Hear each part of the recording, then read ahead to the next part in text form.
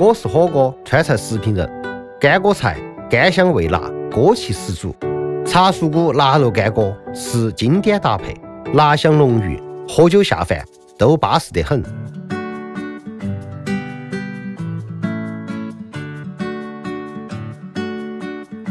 洗净的腊肉开水下锅，煮上半个小时至熟透，取出亮亮切片。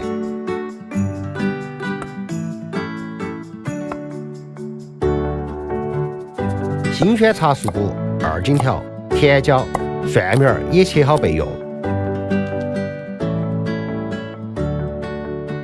这道菜的风味关键是要用一些火锅底料。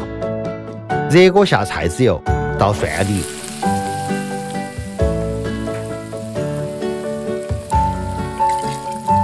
腊肉炒香后盛出。烧热的底油融化火锅底料，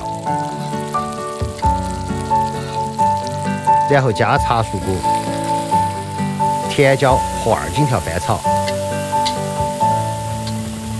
适当加盐调味，再将腊肉回锅，淋入白酒增香，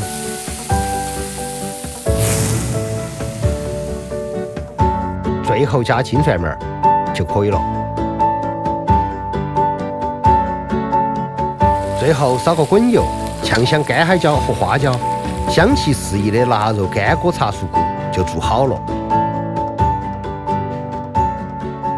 四川腊肉有很多种，有烟熏肉、酱肉、风吹肉。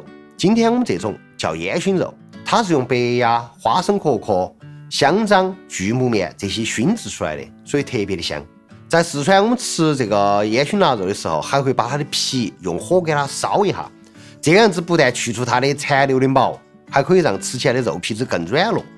如果腊肉太干太寒，那么我们一般是用浸泡，可以用温水或者淘米水反复浸泡几次就行了。煮腊肉的汤是很好的原材料，我们可以用来煮萝卜、莲花白、菜脑壳那些。